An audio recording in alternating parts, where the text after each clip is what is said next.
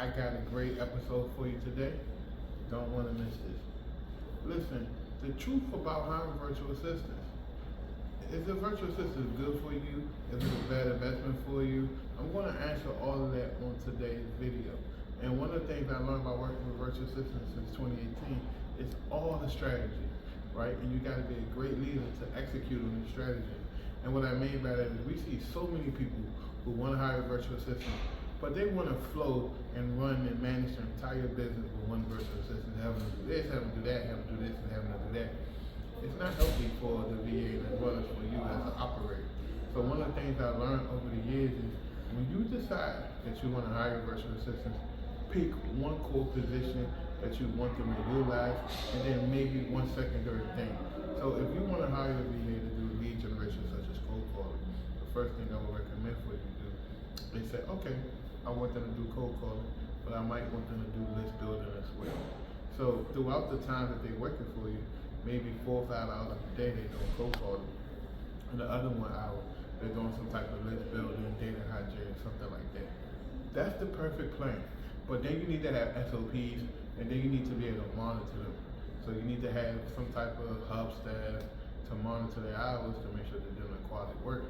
And then you just need to meet with them. Meet with them at the beginning of the week and at the end of the week, and make yourself available.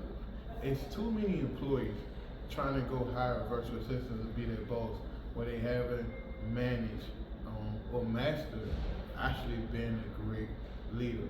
So one of the things I recommend before you hire a VA is to indulge in some leadership training. This guy named John Maxwell, he's great.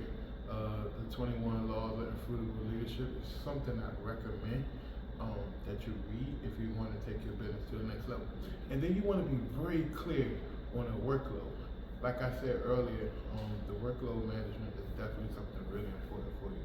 So if you are just freestyling, you don't have a clear sense of understanding of what you should be doing when it comes to managing an employee, I want you to write down workload, like workload management. What is it that you want to do?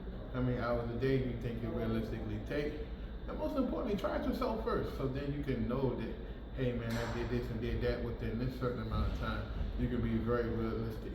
So being realistic is going to be your best friend. And then having an understanding exactly what they're supposed to do. Also, be considerate in emergencies. If a VA is going through some type of health issue, if family goes through some type of health issues, show a little mercy on them. You know what I mean? That's the biggest thing I learned, is to show a little mercy. Be fair and be firm too. Making sure that everything is fair, but you're firm and you're sticking to the rules, and that no one's running over top of you. Don't be a yes person, say yes to every single thing your VA asks you for, because at the end of the day, they're just going to take advantage of you. Same as with you. You know, you want to make sure you're not taking advantage of the VA just because they tell you yes for everything you ask them. Be courteous, be respectful to their time. So don't be texting them 3, 4 in the morning when they're sleeping, because you want them texting you while you're sleeping. So just be respectful, be courteous at the time. And like I said, give people a chance to develop. If you're hiring a VA and they have the skills but they haven't done the position, give them a few weeks to adjust to your business. That don't make them a bad employee, just they need a little time to adjust. And then like I said, have clear and precise SOPs. If you don't have SOPs, I definitely encourage you to get them before you hire the VA, so you can know exactly what to do, what software you use, how to log into it. And if you don't, just screen record everything you do and use that temporarily for your SOPs until you're able to get some better quality ones. Another thing is consider the time zones. There's VAs all throughout the world. You know, I personally like VAs from the Philippines, but there's VAs in Colombia, South America, Africa, Nigeria, everywhere. So think about that, right? Some of the things you want to consider is internet connectivity, right? You want to consider power. I know that sounds crazy here in America. Power is something we don't even think about, but in a lot of countries, they have what they call power load management, where certain neighborhoods get to use the power for a few hours and they cut them off and let the other neighborhoods use the power. But especially like in South Africa, Johannesburg and all that stuff, that's very popular down there. The Philippines, they don't really have that power load management, but they do have a lot of routine power interruptions. So one of the tips that I would recommend, whatever country you decide to hire a VA in, get on the power company's email list as your customer, so you can get these emails about when the power out. Because like I said, people use that as a crutch to not be able to come to work or whatever the case may be. And then you want to measure your teammates and see where they at every 30 days, so monthly, quarterly, bi-yearly, and then yearly, to see if it makes sense to continue with them. So by the time you're watching this, hopefully you'll already have an idea of what type of VA that you want to hire and what you want to do with them. We are an agency that specializes in training and hiring VA, primarily from the Philippines. So if you ever need a professional company to go out and do all of the grit and hard work, definitely hit us up. The link is in the bio. Book a call with us and see what we can do to help you.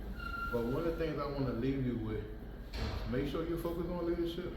Make sure you focus on workload management. Make sure you're realistic and you're fair.